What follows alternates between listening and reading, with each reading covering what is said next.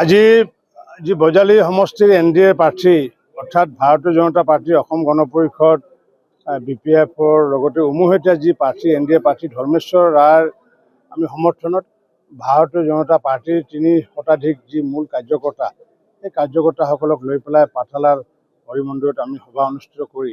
ইতিমধ্যে আমি তেওঁলোকক নিৰ্দেশনা প্ৰদান কৰিছোঁ যে আগন্তুক দিনত যি NDA প্ৰাৰ্থী ধৰ্মেশ্বৰ ৰায়ৰ কাৰণে যাতে প্ৰতিজন কাৰ্যকৰ্তাই পূৰ্বত যি আমাৰ অভিলেখ আছিলে সেই অভিলেখ সৃষ্টি কৰাৰ দৰে একেধৰণৰ যাতে কাম কাজ কৰে তাৰ কাৰণে ইতিমধ্যে আমি নিৰ্দেশনা দিছোঁ আৰু মই দৃঢ় বিশ্বাসী যে ধৰ্মেশ্বৰ ৰায় আগন্তুক দিনত নিশ্চিত ৰূপত NDAৰ এগৰাকী MLA হিচাপে নিৰ্বাচিত হ'ব। ইয়াত যিগৰাকী কংগ্ৰেছৰ সমৰ্থিত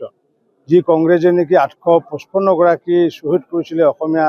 তেজাল ডেকাক হত্যা কৰিছিলে আৰু সেই হত্যাকাৰীসকলে আমাৰ বজালী অঞ্চলৰ খৰ্গেশ্বৰ তালুকদাৰ আমাৰ এই বজালী সমষ্টিৰে 7 গৰাকী শ্বহীদ এইসকলকো হত্যা কৰা যি দল সেই দলৰ সহযোগত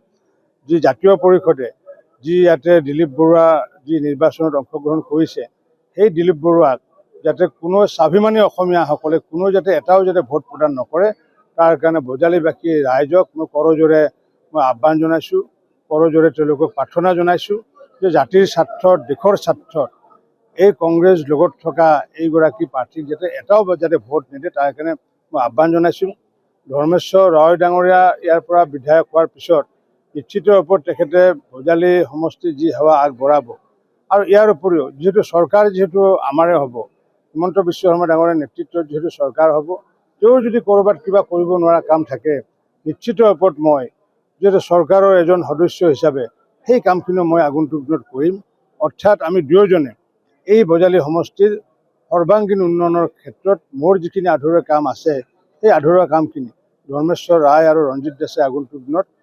কৰিম বুলি মই আজি ৰাইজক মই প্ৰতিশ্ৰুতি দিছোঁ আৰু কাৰ্যকৰ্তাসকলে ইতিমধ্যে আমাৰ হাতে কামে লাগি গৈছে। অহা কাইলৈৰ পৰা আমাৰ বুথ ভিত্তিত যি সভা হ'ব সেই সভাসমূহত ইতিমধ্যে তেওঁলোকে প্ৰচাৰ কাৰ্য আৰম্ভ কৰিব আৰু আজি খন্তেক পিছতে আমাৰ যি ভাৰতীয় জনতা পাৰ্টি আৰু অসম গণ পৰিষদৰ যি আমাৰ নিৰ্বাচনী প্ৰবন্ধন সমিতি সেই প্ৰবন্ধন সমিতিৰো বৈঠক অনুষ্ঠিত হ'ব। তাত সম্পূৰ্ণ আমাৰ যিসমূহ কলা কৌশল বিস্তাৰিতভাৱে আমি তাত আলোচনা কৰিম।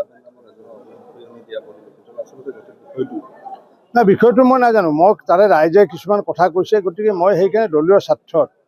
বাবুল আহমেদ অসম গণ পৰিষদৰ সেইটো এজন কাৰ্যকৰ্তা 2-4জন মোক মানে ভাৰতীয় জনতা পাৰ্টিৰ কাৰ্যকৰ্তাসকলে সভাত অহাৰ আগে কৈছে গতিকে সেইকাৰণে আমি ভোটহে বৃদ্ধি হ'ব লাগে কোনোবা এজন কাৰ্যকৰ্তাই আমাৰ লগত নাথাকিলেও কথা নাই কাৰণ আমি নৰপী নাৰায়ণসকলক আমি ভাল পাওঁ যাৰ কাৰণে মই সেইটো আহ্বান জনাইছোঁ যে সেইগৰাকী ব্যক্তি যাতে প্ৰচাৰত যাতে নাথাকে মই সেইটো আহ্বান জনাইছোঁ। যিকোনো খবৰৰ বাবে যোগাযোগ কৰক আমাৰ এই নম্বৰত 9181 307 221।